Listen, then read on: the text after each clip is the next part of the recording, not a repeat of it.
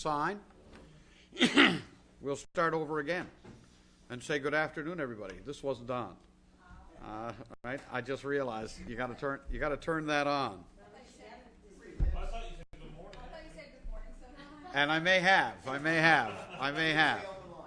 Well, I turned on a microphone, so then I say good morning. Good afternoon, everybody. Welcome. We'll call the meeting to order, and obviously the first thing today is I'd invite everybody on council to look at your agenda. I will accept a motion on the agenda as presented. Moved by Councillor Tessier, seconded by Councillor Aker. Are there any other additions? I don't see any outside at this moment. I'll call it. All in favor? Okay, contrary-minded, motion carried. We're moving first, obviously, then, to the minutes of the November 2nd Public Council meeting. So moved by Councillor Stoyles that the minutes be accepted as presented, seconded by the Deputy Mayor, Deputy Mayor Locke. Are there any errors or omissions? Errors or omissions from the meeting of November 2nd?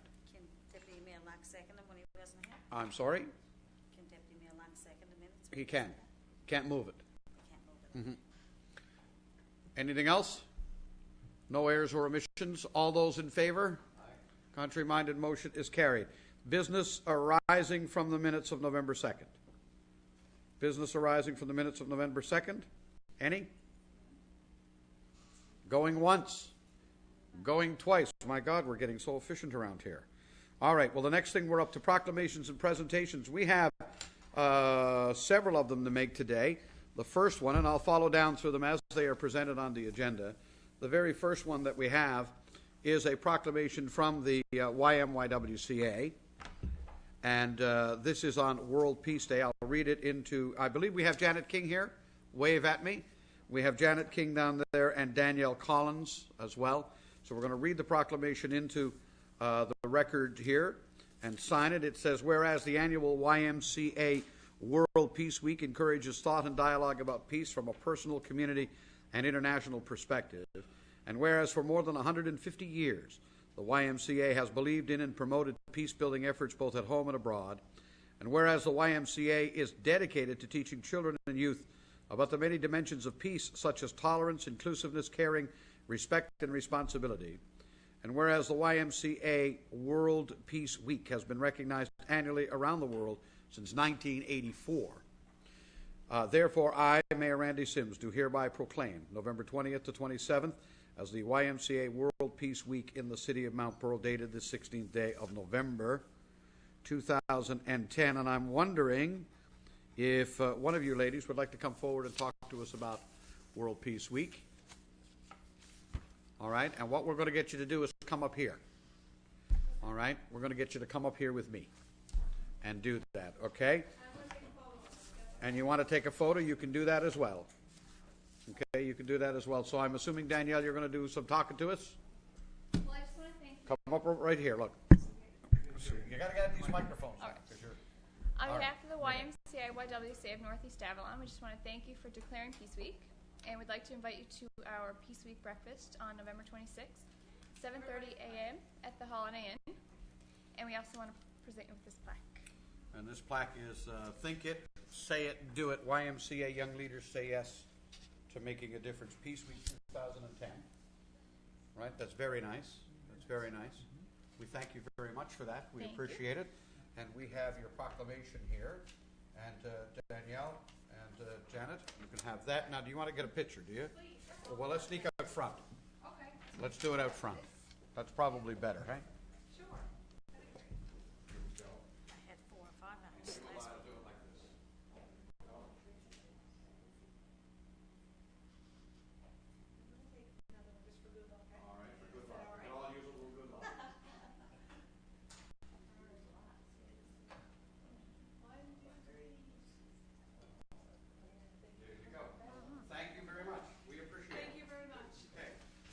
YMCA, but there's no YWCA on this. It's YMCA World Peace Week.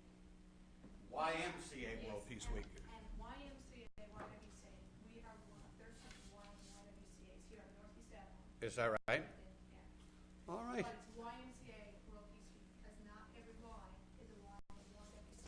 Okay, I got you. All right. YWCA I just wondered about it, that's all. Yeah. Yeah, all right. Well, thank you very much, and good luck with the week. And I'm sure we'll be represented adequately at the breakfast. Wherever there's food, we're there. We're going to, the second proclamation we have today is for Crohn's and Colitis Awareness Month. And we should have, I believe, Catherine Parnell is here, the president. Catherine. We have Carolyn Johnson here as well, and Dulcie Sharp-Turpin. They're both with you. Okay, we're going to read this into the record and sign it and invite you to do the very same thing. Come up and tell us a little bit about your plans. The proclamation reads as follows. Whereas Crohn's and Colitis Awareness Month is a call to action to advance public understanding of Crohn's disease and ulcerative colitis. And whereas Crohn's and Colitis Awareness Month will celebrate the courage of more than 200,000 Canadian men, women, and children living with these two debilitating diseases, 200,000. And whereas Crohn's and Colitis Awareness Month will celebrate the courage of more, well, it says the same thing here twice. And whereas Crohn's and Colitis Awareness Month will encourage Canadians to help find a cure for Crohn's disease and ulcerative colitis.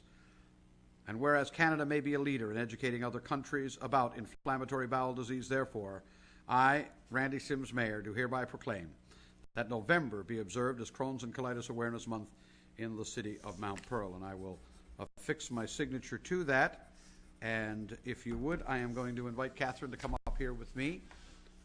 And perhaps you can give us a little insight and tell us a little bit about Crohn's and Colitis Month. We don't have everything set up right for this internet thing yet, do we? Not quite. You come up right around here so that you can address council directly. Okay, thank you. There you go. Thank you so much for having us. The CCFC, or the Crohn's and Colitis Foundation of Canada, is a group devoted strictly to research, or to, I should say, raising money for research, because we want to find a cure.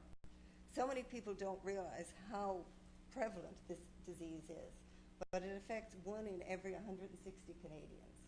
And unfortunately, we don't always want to be the top here in Newfoundland. Unfortunately, in Newfoundland, we have a higher incidence than anyone else. We're not sure why yet. There is some consideration that it might be to do with genetics, because Ireland also has a high rate. But meanwhile, the Crohn's and Colitis Foundation is devoted, like I said, to fundraising for research. Over nearly 90% of all funds raised go for research. And we have set up research grants, you name it, looking into this. And, you know, our aim is to try and find a cure. They're saying maybe in 50 years, but we're hoping to knock that down to maybe 20 years. Being realistic, that's probably, you know, somewhere between that. Like I said, for people with Crohn's and colitis, it's such a horrible disease. And the other side of it is people don't like to talk about it. You know, you talk about kids in school who don't want to tell their friends that they have this, but, you know, they have to go to the washroom, things like that. We've done studies and found out that people having a relapse or a flare-up, or whatever you like to call it, may not go to work, won't go to school, probably won't go on vacation, won't even go shopping if they're having a flare-up, because they're not sure they'll find a bathroom. And it's such a horrible thing. So anyway, our whole purpose is to raise funds to put towards research. And one of the big things we have on the go across Canada now, as you mentioned, we're teaching the rest of the world, it's the GEM project. It's considered genetic, environmental, and microbial, looking at the 3 different ways that you may have picked it up. And what they're trying to do is do testing on the siblings of people who have it. For instance, my son has it, so they're testing my daughter, you see. And just, again, to see, is there some difference genetically? Is there some difference, you know, where did it come from?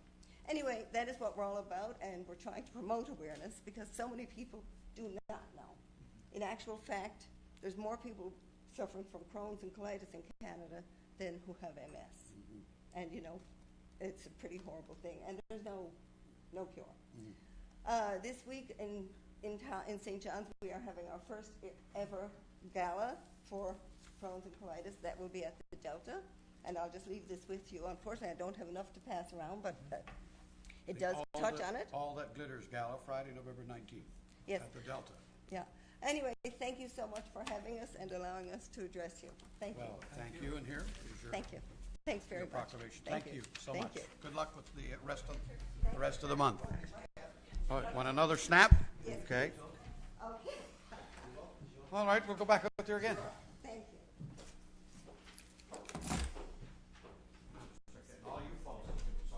I am. Lucy, yes, and then, Lucy can take it.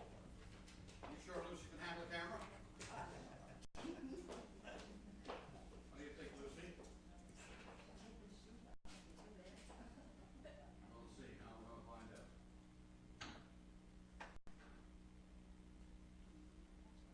Just front up, Lucy. I think you may turn it. Front. I think you may turn it. Oh, you couldn't handle the camera.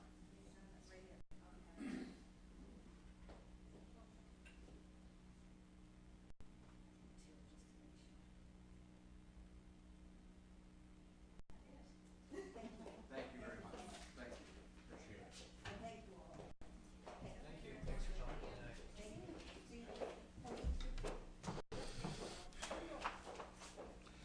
We also have a proclamation, I would imagine council has it, on Restorative Justice Week. We have no one here to address that. We will, however, sign it into force here in the city, and there's some details attached to that as well.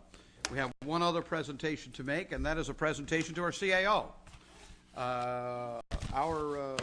Our Chief Administrative Officer, Mr. Lewis, is being presented by the ICMA. And ICMA is an organization, and that's the acronym which stands for Leaders at the Core of Better Communities. And this is a plaque. It is signed by Darnell Early, who is the president of ICMA.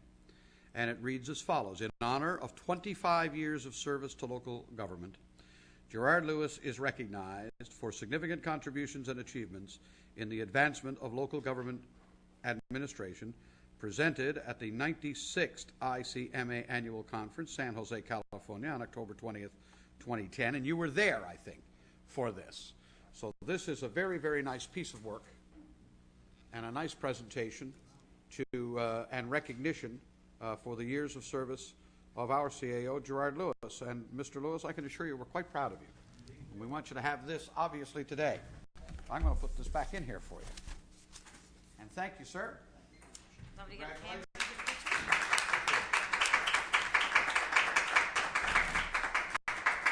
No picture, right? I think everybody knows that Mr. Lewis is going to be, I think, leaving us in March of 2011 and getting ready to retire. He's got too many grandchildren to ignore now, is what he tells me.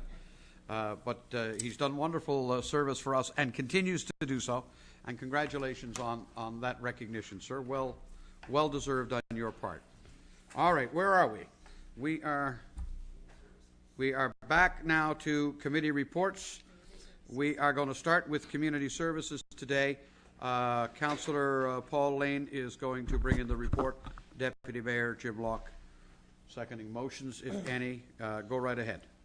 Thank you, Your Worship. First item, we wish to... Hold on now, technology has failed me. We wish to rescind minute 10-11-796 from our last public meeting, in which a tender was awarded for the installation of 2 signs for the Glacier Arena. And basically my understanding of what happened there was that we thought we had gone with the low bidder, but the low bidder, the amount that we had actually, I believe, settled on was for 1 sign, not for 2. We thought it was for both signs, but the amount that was actually there was per sign. Okay, gotcha. So once we revisited it, knowing that once we revisited that whole issue, we discovered that it was actually a new low bidder. Mm-hmm. And the actual low bidder, which I will bring forward now, we're recommending that the manufacturing installation of the 2 signs be awarded to Parrot Signs at the lowest quote received for $9,380 plus HST, and I so move. Second. It is moved by Councillor Lane, seconded by Deputy Mayor Locke. Any question or comment? Hearing none, we'll call it. All in favor? Contrary-minded, motion is carried. Recognizing that Councillor Stoyles will be abstaining, for a potential conflict of interest. Next item. Okay. Next item, Your Worship, involves a piece of open space which is adjacent to number 24 Wellington Crescent. Yep. Basically, we have situations like this throughout the city where there may be a small piece of open space land that's adjacent to a residential property. And what we do in those cases is we do give the homeowners sometimes the opportunity to lease it for a period of time. The homeowner in this case did have a 5-year lease, which is now up, and we are recommending that we would now enter into a further 5-year lease for this property owner, and it would be, of course, all the conditions of the original lease agreement would apply in this case. And I so move. Moved by Councillor Lane, seconded by the Deputy Mayor. Question or comment? All those in favor? Contrary minded? Motion is carried. Your Worship, the final item here represents a new first for the City of Mount Pearl. I believe it's fair to say we've been first in many things. We're the only community, I believe, to webcast our meetings. We are, certainly the second one now to go with paperless meetings. We're close to paperless, not quite, but pretty we're much pretty, close we're pretty to close. paperless. The Snow Dragon was another thing. We're the only community to use the Snow Dragon. And once again, we're going to be the first, and as far as I know, and this relates to 2 new ice cleaning units, which are going to be used at our glacier and our new arena, of course, which is attached to the glacier. And we are recommending approval to award the tender for 2 electric ice resurfacers for the glacier to the low bidder Saunders Equipment in the amount of $350,379.10, taxes in, and I so move. Moved and seconded, and that's not each unit, that's both of them. That's for both units, and again, Your Worship, those are going to be electric units. They're going to be battery operated and so on, and to replace the current propane units that we have. And again, I believe this is going to be another first. This will be the only electric ice surfacers in the province that I'm aware of to go in a brand new facility. So again, it's another example of Mount Pearl being out there, being leaders and being cutting edge, and very proud to bring this forward. Thank you, Your Worship. Thank you. We'll call the question. All those in favor? Contrary minded? Motion is carried. We are now going to corporate services. And once again, Councillor Lane, it's you're up. Okay, Your Worship. The first item are invoices for approval, totaling $1,048,155.94 for the items listed 1 through 8, and I so move. Moved, and who seconds corporate services today? That's going to be you today. Moved and seconded by Councillor Tessier. Any question or comment on the invoices listed? Anyone there? We'll call the question. All those in favor? Contrary minded? Motion is carried. With a note, would you attach that on item 1, referencing New Cap Incorporated, that I will abstain from that vote due to a conflict of interest, obviously. All right, next item. Next item, Your Worship, committee recommends approval for Councillor Walsh to attend the 2nd Annual Community Power Conference being held November 14th to the 17th in Toronto. And he's actually there right now as we speak, but we do need a minute of council to approve his travel. That is under that falls under his professional development cap. I so move. Moved and seconded. All those in favor? Contrary minded? Motion is carried. That's it, Your Worship. Thank you. And that's it for corporate services. Planning and land use, Deputy Mayor Locke. Thank you, Your Worship. This is actually my first opportunity to use our new paperless devices here, so I hope it doesn't fail me. I missed the first couple of meetings where we use these. All right, the first item here, Your Worship, deals with the ratification of some orders here. On November the 3rd, 2010, orders were issued and released for the delivery to the property owners of 4 addresses here, 34 Forest Avenue, and this is concerning the storage of material and debris and the operation of a commercial business. 20 Bannister Street, regarding the location of a hedge which projects into the city's road reservation and obstructs views and sight lines along Bannister Street.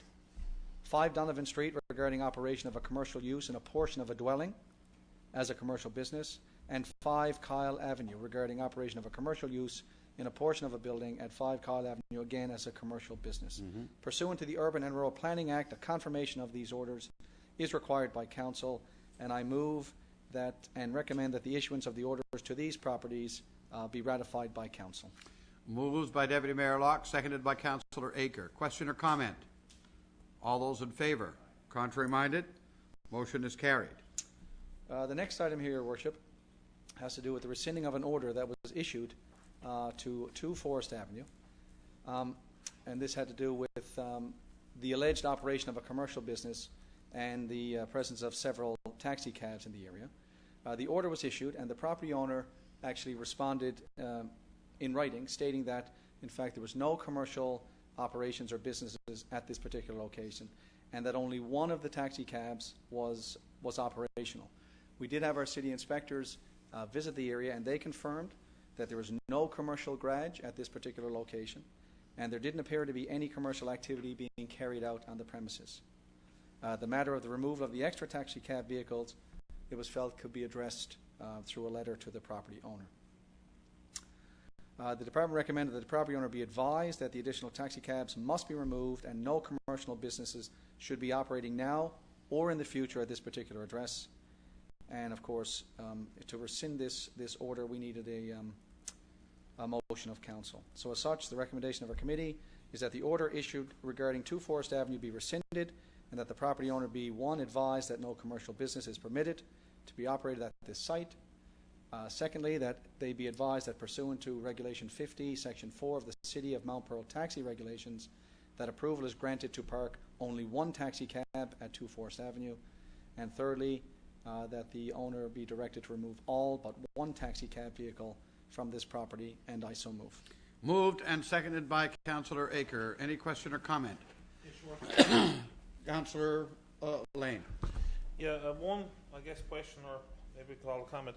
I'm pleased to see we're doing this, but one of the things I've noted, and until this really came to a head and we had some discussion on this, I wasn't totally aware on what the regulations were, but we have had, I'm sure we've all had from time to time, I know I've had a couple over the years where, you have individuals who may own more than 1 taxi cab, because I know there are situations where you could have someone who might own 3 or 4 taxi cabs, and they just get different people to drive them for them and so on.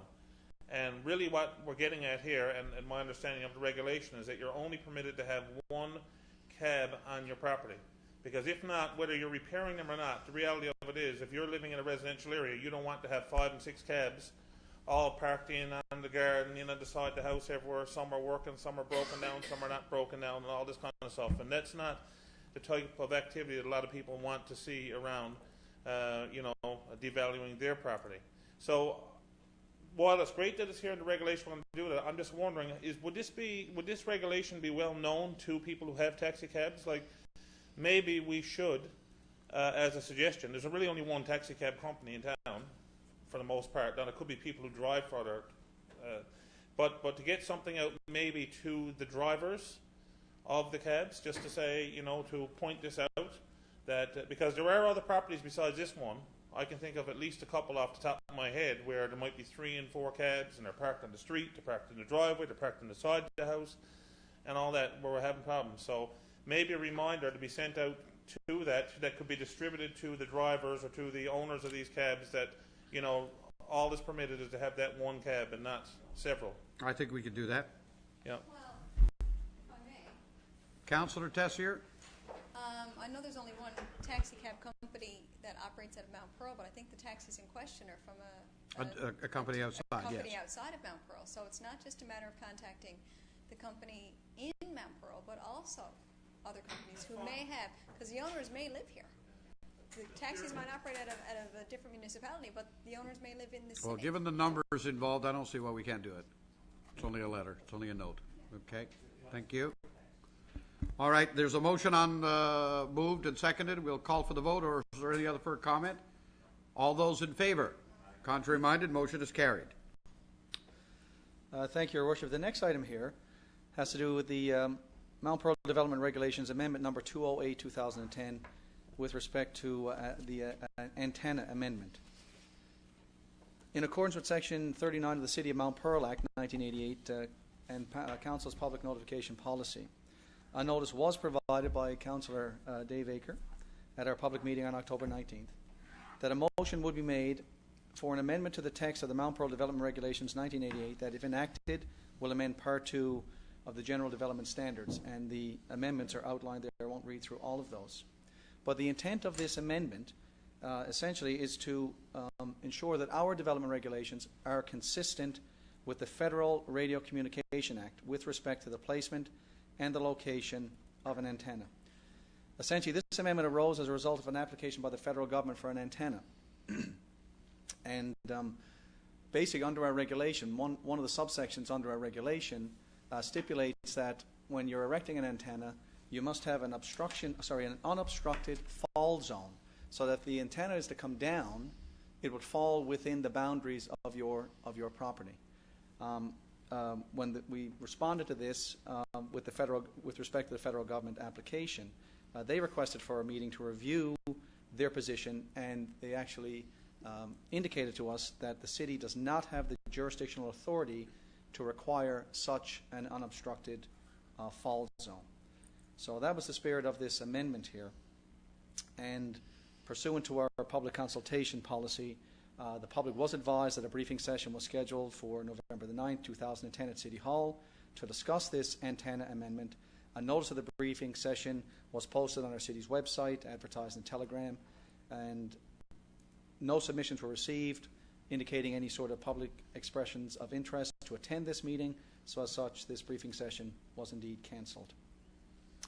The Department of Planning and Development is recommending, approval of this, and as such, the committee supports this and is recommending that Mount Pearl Development Regulations Amendment Number 208/2010 be adopted, and I so move. Moved, seconded. Question or comment? All those in favor? Contrary-minded? Motion carried. The next item here, Your Worship, deals with an application that we received from Budden Morris Law Office on 184 Park Avenue for the extension of their paved parking. And they wish to extend the pavement in the front and at the west side of their property, again on 184 Park Avenue. And there's some pictures and maps included in the kit for council and staff here. Mm-hmm. The department has no objection to the increased parking on the west side of the property because it's within the rear and the side yard parking lot, which can be accessed from Riverview Avenue. So that's not the issue. However, the extension to the front of the paved parking is actually contrary to city's regulation, and in particular Regulation 50, Section 4 states that the parking facilities required by this regulation shall, except in the case of single or attached dwellings, be arranged so that it is not necessary for any vehicle to reverse onto or from a street.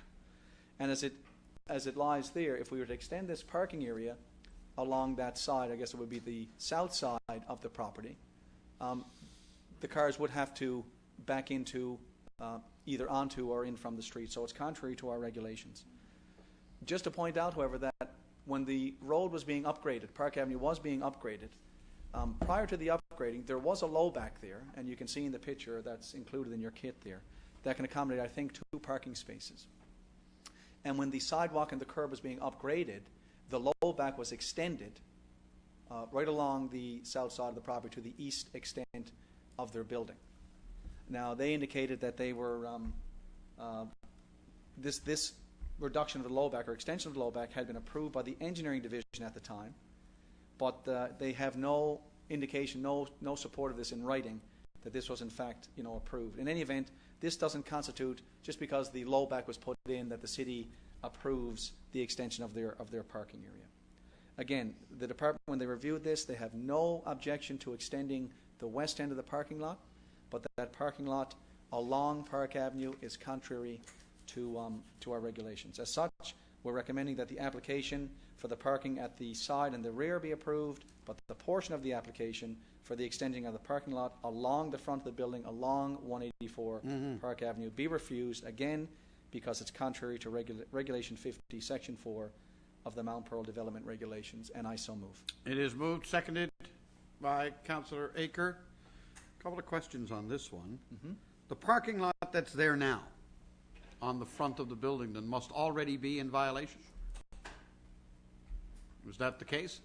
That's my understanding. Like the parking lot that's there must be some kind of tolerance or something, is Yes, it? Your Worship. The current situation with those parking spaces, yeah, it is contrary to regulation, and as you stated, it would be definitely a tolerance. And if we allowed them to do that and expanded that tolerance, if we became more tolerant, we'd be adding how many parking spaces? 3 more. Just 3 more. And the ones on the back are going to add how many? Not sure. 5, is it? 3 more in the back as well? Let me have a look at our map here and we can see. I was looking there, and I maybe it's just me. These pictures are the wrong orientation on this thing. I can't. Yeah, get when you them go to turn it, it spins. So you yeah, can I never, can't get it oriented properly. How do you do that? What? I think it is another 3, Mr. Yevchek, on the back as well. In committee, Your Worship, when we discussed this, Right. we realized, and I said 2 spaces, but apparently there's 3 spaces there now, parking spaces, looking at the picture here. And these 3 spaces predated Mr. Yevchek's time at the city, so he had no recollection of any permission or tolerance being granted here. But the feeling was that if we extended it the full length, now you got 6 parking spaces there, potentially. And that would pose a greater hazard than the 3 that are already there. So that was the feeling of the committee. Yeah, I can't disagree with that. Other than as you drive down Park Avenue, I think I can point out at least 2 buildings that have a situation where they have a number of parking spaces where they would back onto the street. Now, maybe not. I'm thinking of the building on the same side, for example, where the little jeweler is now located. Tasty's used to be in that Today's building. jeweler. That building, they would have 8 or 9 parking spaces like that. Now, I could be wrong. It might be a deeper parking lot, because that's the issue here, isn't it? It's the depth, not the width of it, that you're dealing with. Well, yes, Your Worship, you're correct. There's probably several properties, and most of those properties are the ones that I would call them like local commercial uses. Used to be some of these properties used to be residential properties. At one point, got converted to a commercial use. Right. They don't have the lot depth, so you have dwelling vehicles basically pulling onto the lot and backing out onto the street. So that what you're trying to avoid under the regulations is a continuous ribbon of that kind of situation for commercial properties. The residential properties, of course, there's you have a single driveway, so it's difficult to do it that way. But for commercial properties, the theory behind it all is that there should be enough room to have controlled access in and off the site and parking within the site itself. That's the thinking. But you are correct. There are other properties that do have that situation. And again, I'm just wondering, our reasons for not allowing him to do this, which are regulatory, and I appreciate that. But we have examples of it in the city already, and we have examples where people have to literally back into the street including in front of our own building here as we sit. There's I don't know how many, 15 or 20 parking spaces where people, when they back out, are backing out into a 2-lane street. We have that here. And I would argue that what we do here is more dangerous than what Mr. Budden and Mr. Morris are proposing. I'm just not sure that we're not being regulatory And the other thing, Your Worship, wise, but maybe blind to the reality of what's going on in that street. That's all. the depth of their front yard may also be an issue here, as it says, and I failed to point this out earlier. Portions of these new parking spaces would actually be in the city's road right-of-way, as the depth of their front yard is not sufficient to accommodate the parking spaces as well. So that would be another consideration. Okay, all right. Anyway, those are my anybody else got any comment on this before I call the question? And I'm not being overly critical. It's just I feel like a little, it's like the thing that happens whenever we do something with somebody's shed, and they say, "You're telling me I can't build a shed because it's under an easement," and he looks up the street and there's 9 of them. Yeah, it's kind of. I can't help but think the poor old Morris Budden, the law firm, is going to say, "You won't let me have those 3, but I can just look next door." Anyway, All right. Anybody with another comment? Councillor Tessier, want to add to this? I just wanted to make a comment about, you compared it to what we have here at City Hall, but what we are doing at City Hall is encouraging people to back in, as everybody should do. So let's make a rule for Safety Mr. reasons. Morris that people who use those lots got to back in. Yeah, well, But the regulation even states that yes, you can't back in or pull in. That's in our regulation. yeah. Yeah, So anyway. all right. Okay, well, he's going to get an additional 5 or 7 lots right out of this as it is. Okay. So it's not Anybody else with a comment or thought before we close debate? You can do that if you want, Mr. Locke, or we'll just call the question. Okay, I was just going to say, we also considered, the fact that they are going to be putting in additional parking spaces. So we didn't feel that this would, impede or harm the business Well, no, to this any, is an improvement for him, no to any question. great extent. We were just looking at it from a public safety perspective. That was the whole spirit of our discussion at committee level, Your Worship. We'll call it on that. All those in favor? Contrary-minded? Motion is carried. Okay, thank you. Next item. The next item, Your Worship, is the development permit list for the time November 1 to November 12, 2010.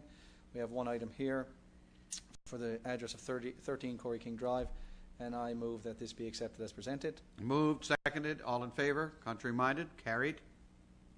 And the last item, Your Worship, has to do with the Boy, can you read that on this thing? residential and commercial building permits. Huh? You can just widen it. Former councillor would love Tap this. with 2 fingers. Oh, I got it. Okay. There you go. See, actually. So for our residential construction for the time period November 3rd to November 12th, 2010, our permits total $215,200. There were none registered under the commercial building construction. So this brings the total again for this time period for building construction to $215,200. And I move that these amounts be accepted as presented. It is moved and seconded. All those in favor?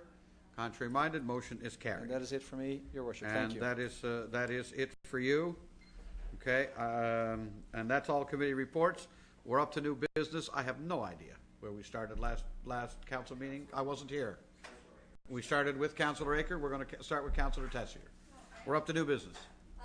Just a couple of things. First of all, congratulations, Mr. Lewis, on the recognition of many, many years of hard work. It's, of course, been our good fortune to have you here for the last, I can't remember how many. You tell me, 20? 22? Since 89. He's been here since 89. Good Lord, you've been here. I was graduated out of high school for 2 years when you came here. I was still in high school. Oh, yeah, sure. I'm just kidding. Anyway, congratulations to you. It's well deserved. Sure, the deputy mayor never ever left high school. This is true. Still there. Still there. Still there. Of course, we all know that our recycling program started today in the city of Mount Pearl. I took advantage of a very popular radio show yesterday morning to remind our residents. And of course, the mail-outs are gone out as well. And I'm happy to say that I actually took a call last night from a senior citizen in our community who was not only appreciative of the program, and wanted some clarification about what they could recycle, not complaining about it or anything like that, just going, okay, that's fine. Yep, I can do this, I can do this. And even went so far as to say, well, when are we going to be able to recycle our Christmas gift wrap? Because it doesn't seem right now to be able to, or to have to throw that out, if we have to throw it out. And I guess you can, can't you? no, you can't. It's Christmas listed- gift wrap can't go in with your paper, your It's fiber? listed as one of the things that you cannot recycle. Well, that's it. Now, why would that be? I wonder. Colors. I guess it doesn't I break down the Who same. knows? Who knows? But in any event, my point is, it was nice to have a positive discussion about what we're doing. People are going to get engaged with About it, what we're hopefully, in the doing, and process. so- Yep. I actually suggested that he do what I do, and it's kind of a lazy way out, but it's good. I use those bags and I reuse them every single year, Absolutely. all the time. And also, as council is very fully aware, a very, very lovely member of our community has passed away. Ruby O'Keefe passed away late last week, and we all are very familiar with the O'Keefe family, of course. Her husband, Pat, is a former councillor here in the city of Mount Pearl. And Ruby has been just a marvelous community-oriented individual herself. I also know her from my day job. She attended our breast cancer retreats as well. Just a gorgeous woman. And I know that we probably have already, as a city, acknowledged their family, but certainly wanted to pass along our sympathies as well to their family. Absolutely. And if anybody visited the funeral home, which I think we all did, Everybody did, I'm sure. it was wall-to-wall people, which speaks volumes about their family and about their contribution to our community. So I just wanted to pass along my condolences Here, again. here. Thank you for that. Councillor Lane. Yes, Your Worship. I certainly want to echo Councillor Tessier's sentiments regarding Ruby, and I did attend the actual service at Mary Queen of the World Church. I have to say, it was the biggest crowd of people I have ever seen at a funeral in my life. The seats were full, and were actually people lined up across the back wall and both side walls of the church, standing. So it certainly was a testament to Ruby and to Pat and the family and so on. We certainly pass along our deepest sympathies. Your Worship, a couple of things. First thing, I just wanted to note that the Northeast Avalon Joint Council meeting will be tomorrow night in Flat Rock, and Councillor Staw's laughing there. But I wanted to raise it from the perspective, not from the perspective that that's what has happened. I'm not trying to steal your thunder on that one, but I understand. I got a notice as Mount Pearl's rep on that Ken Kelly from the Eastern Waste is going to be in attendance at the meeting tomorrow night. So I guess the commentary that was made, that I certainly made at the last meeting about how disappointed that I was that with the communications of the raise in tipping fees, I will certainly be raising that tomorrow night at the meeting. So he's quite clear on that. The other thing I just wanted to mention is that the Mount Pearl Blades are now still undefeated. They're 4-0, I believe, and they got a game Friday night against Bell Island here at the Glacier. So we want to get out there and support our team, and hopefully there's going to be a herder in the future. And the last thing I just wanted to ask, I guess, just for the purposes of the public, whoever might be watching these meetings, to Mr. Lush, if you can give us all an update, because I've had people inquire about when is the Glacier going to be finished and when is the pool going to start and all that kind of stuff. So maybe if just very quickly, for the purpose of anyone who may be watching on the internet.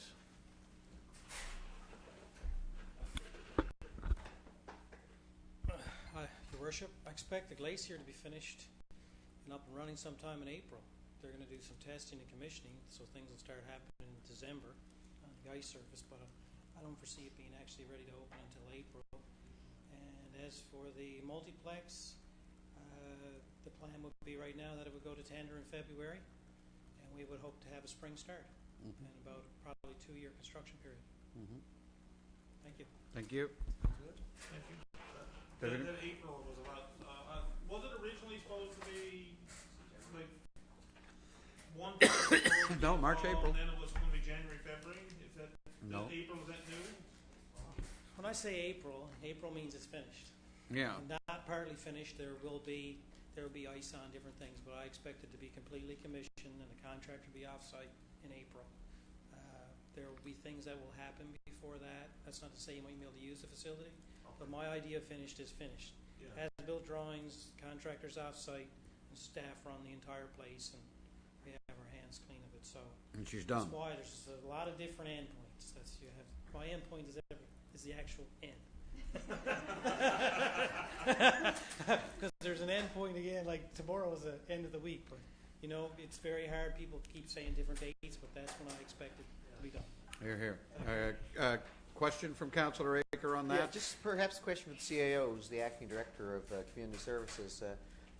What I'm trying to find out amongst all this is when, not when the ice is going on, when will the first hockey game or practice or the first figure skating competition, when do you think that would be? Because I hear what you're saying about the building being commissioned, finalized in April. Are we talking a window somewhere in between January and April that might happen? No, I don't think so. I think the bottom line is we're still scheduling to put ice down, to train the people on the eco-chill, to do all of the commissioning and train all the people in the operation of that and go through that. We're putting ice down as part of the training so people get an opportunity to see it working and everything. But until the commissioning is done, turn over the city on March 31st, I don't see any users being able to go and use, because again, it's still construction in phase. There's still insurance that hasn't been turned over, finalized to the city. Of course, it's recognized as well, though, that once this facility is open in April, it's also going to have ice year-round. Correct. So you're going to see this facility used in May and June and July and August for hockey, for training schools and figure skating and all of that. Once it's commissioned, it's commissioned. right? Yeah, it was only a question of time, because the timelines, as we know, have shifted several times. Out of our Well, control, that's to be expected, but no, this has been, this is pretty well, this is, yeah, this is pretty well scheduled, pretty good, actually. Deputy Mayor. Thank you, Your Worship. Firstly, I too want to echo the sentiments and sympathies that were extended to the O'Keefe family, as well as extend congratulations to Mr. Lewis. It seems that all of our senior management are receiving accolades, so well, that's it. We're blessed with the staff we have, and we just want to let them know how much we appreciate all they do for the city. The last item I would like to mention, and I brought this up some time back, some months back, about, again, the crosswalk at Michener and Ruth Avenue. And again, the number of near misses that I see there with the kiddies crossing there in the morning. I raised the question to see if we couldn't delay the light, because that was brought forth to some residents. Can we have a delay on all reds, so that when the kids are crossing, because what's happening now, as I said before, the light is turning green, the walk sign is on, the kiddies are walking, and then cars are coming out in the intersection, and they're scooting between kids, because not all the kids come across in a group. You might have 3 kids come, then there's a 10-foot space, and there's another 4 kids, and anxious drivers are scooting between the kids on the crosswalk, and it's just a matter of time before someone gets clipped. And I raised this question before because I indicated that the light coming out of the Dominion up there on Old Placentia Road has a delay. And when I raised that before, people suggested that it wasn't the case and that I was mistaken. But I have counted it. It's a 7-second delay coming out of that Dominion. On Saturday night when I came out, all the lights were red for 7 seconds. So no cars could go through that intersection. So the pedestrians coming across had ample time to get across. So my question again is, can we possibly look at putting such a delay in at that extremely busy intersection just in the mornings, just from 7:45 until 8:20 when school begins, and then during the lunch hour period? Because I see too many near misses there, and I'm just wondering if that's something that we could have a look at. Mr. Lush, can that be done? That's a pretty finite time frame he's talking about. Your worship, it can be done, but it can't be done at certain times. It has to be done all the time. We can't program the controller only at certain periods of time. It would require the upgrading of the controller. Not that it can't be done, but the controller won't allow it. That's there. Yeah. So you can do it with a new controller. What sort of cost are we looking at? New controller, probably going to be about $70,000-$80,000. So my question is, I know we're upgrading intersections with. Can we possibly use that controller in another intersection that has yet to be upgraded and bring in the new controller for that area? We can look at it and I'll get back to you. Yeah, I think you'd have to bring it to Public Works and see if we can't do a swap somewhere. You mean in the system? Yeah. Yeah. Just because if it means we got to upgrade the controller and it means protecting the kids, I'd like to look at the cost of it to see what. Okay. Let's see if we can't make it happen. Fair enough. Your Worship, I just want to make a quick Hold on now. on that if I can. Councillor Lane and then Councillor Aker. No, I want to concur with Councillor Locke, and I brought this up in the past. I know Councillor Tessier has as well about that particular spot. And it's not just there. I mean, I understand where you're coming from. There's kids there, and I've seen it myself, and it is a hazard there waiting to happen. I agree with you. But and it is scary. But there are other areas too. I mean, I've seen near misses, for example, and that's what you get into. I know, because then you say, well, what about other spots? I've seen it. I live in O'Flaherty. I come off of Nelder Drive. You make the left-hand turn there by Sobeys, right? And it's the exact same thing there. You got someone there in the corner. I know there's not the same amount of people, but someone is there on the sidewalk, on the corner, and they're walking across the Sobeys at the same time. Now, you're here waiting for the light. When you finally get it, it's like, make your left. And as you're making your left, that person is walking. And I've seen near misses. I've had near misses reported to me there as well. So it's the same issue, I think, everywhere, perhaps. But I certainly concur that in a school zone like that, it's even worse. But I don't know why we wouldn't be over time. Supposing we had to do budget 1 or 2 a year until they were all done. I don't know why we wouldn't have that anyway for all of those intersections. It is a safety hazard. Indeed. So I'd like to see us go beyond that and look at a plan to do it over time for all. But I guess the problem is also that it's more of a policing issue. You can put the best controller in the world, and the sign says don't walk. pedestrians walk and drivers go on across the crosswalk while people are walking. The controller won't solve that. The controller won't solve the issue of what you're talking about. It's actually an enforcement issue where people decide that they have the green and someone's on the crosswalk and they will go ignore the pedestrian's right. No, but I guess the question, Mr. Lush, I know what you're saying. You can have any kind of sign or lights, and if people choose to ignore them, I agree with you there. But the point is, and I think what Deputy Mayor Locke is saying, is that people won't have the green light. They can't make a left-hand turn because both traffic in both directions. If I'm a pedestrian, and I push that thing, and that walk sign comes on, no cars are going in either direction until I get across. So now I can't make that left turn on a green light because the light is red. So there's like a 7-second delay or 10-second delay where people can walk and nobody can move in any direction. The traffic has to stop totally. Until the crosswalk Light is off. hand comes up, and then the left arrow will Yes. And I've seen that in other communities. I've seen it everywhere. I don't know why we can't do it. It's Okay. beyond me. All right. Councillor Raker first, then Councillor Tessier. Thank you, Your Worship. No, I was just going to make the comment. We went through the engineering department's capital budget this morning in committee. So why don't we refer this item to the budget process, and we'll weigh it against all the other options. I think it is a fairly busy and dangerous intersection.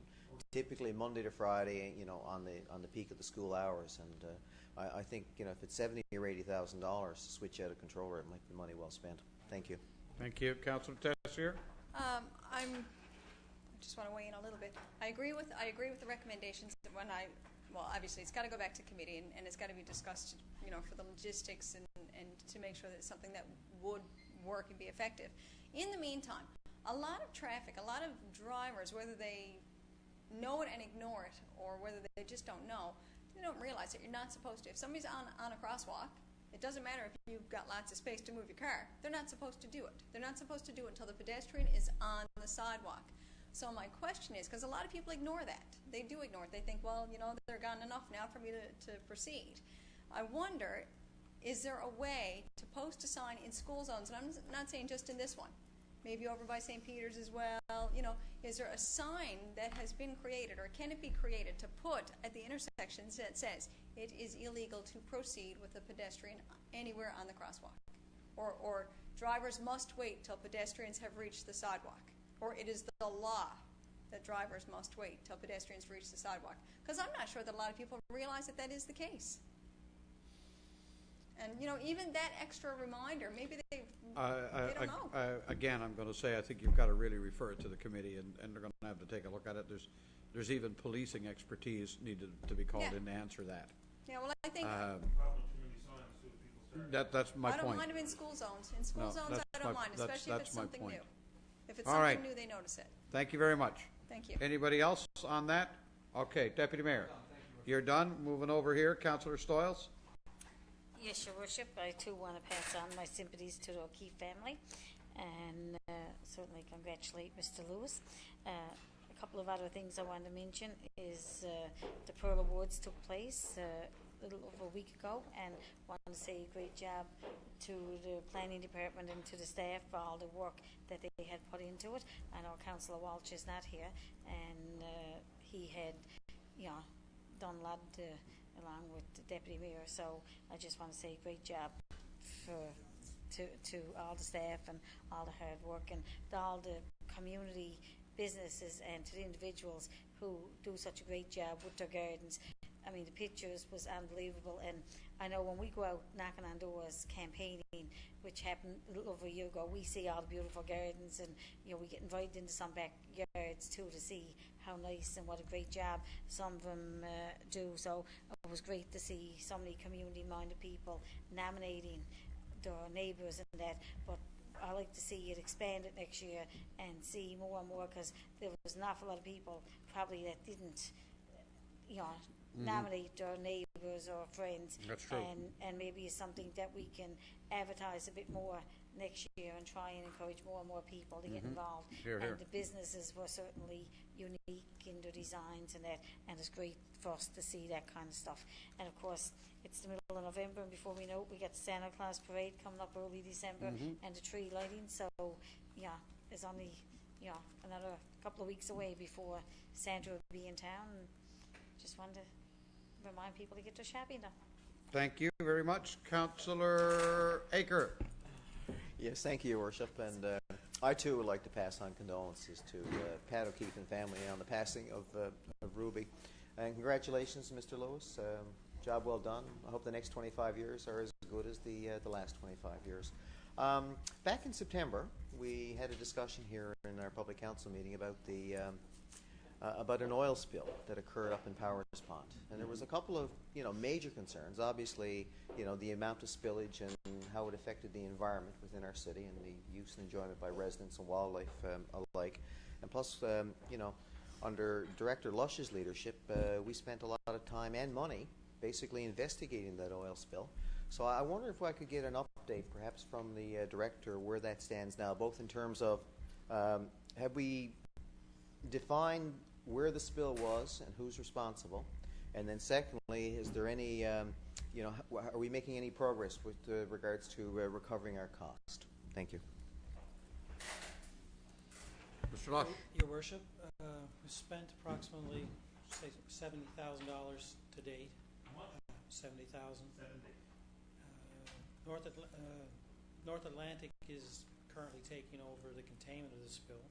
They haven't accepted responsibility, but they're now in the process of, I guess they are containing it, and they're working with us, and would appear that they, I guess they're really speaking with their lawyers to see where the next course of action is. But they have found an active leak on their property, and they confirm that, and they're in the process of putting in some monitoring wells and doing containment more so on their site, but they're down by Powers Pond as well, looking after that. So we've been following up to make sure that they're actually doing that. So things are moving ahead.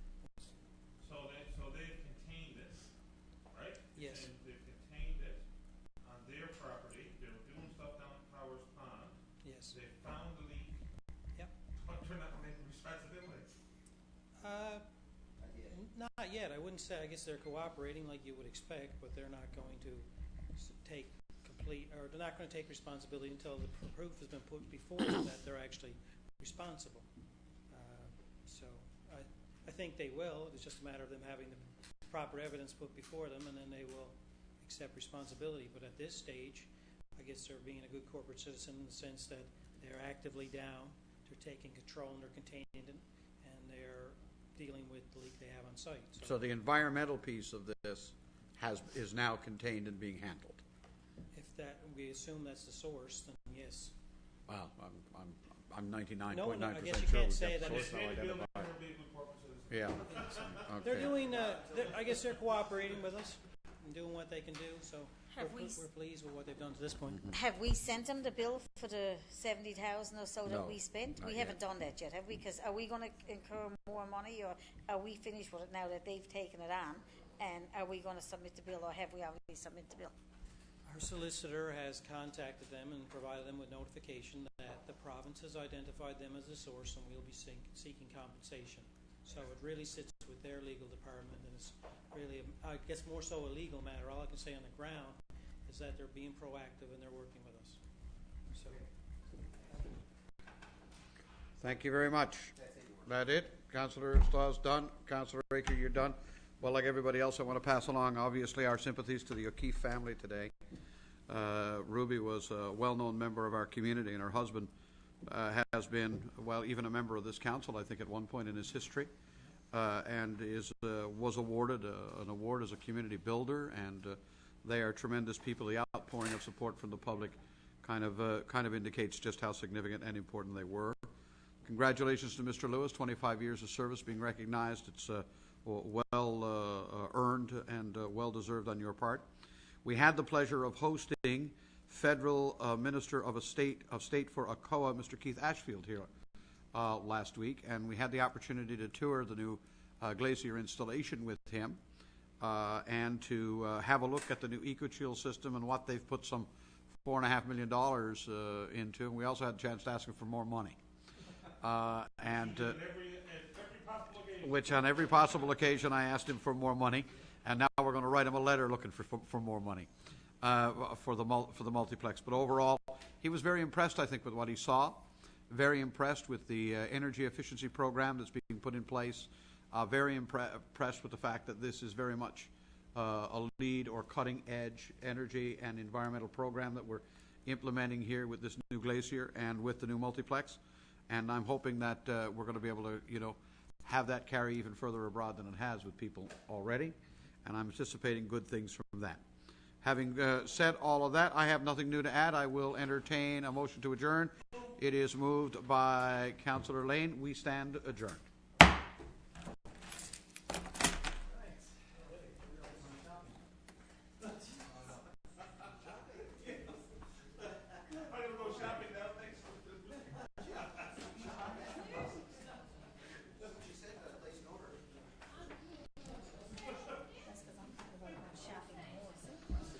I'd say the lady had nothing to report on tonight.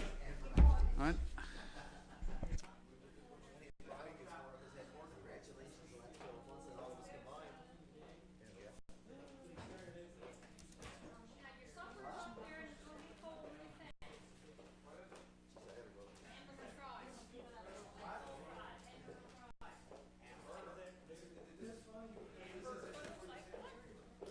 Yeah, from Wendy's.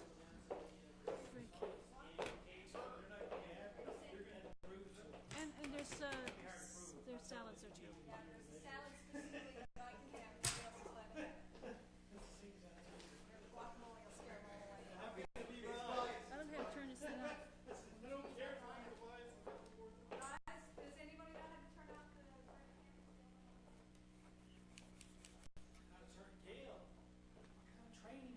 No, it's just that this is gone again. The mouse is gone again. There's a button usually under here.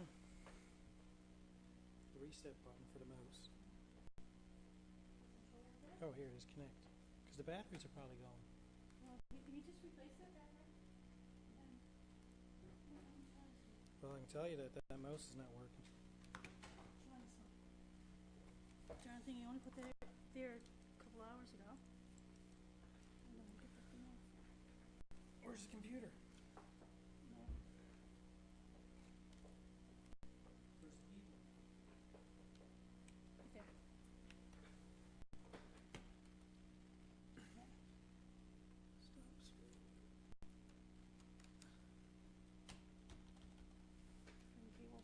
See, the keyboard doesn't work when this doesn't. Here, can you get that off? Put this new one on.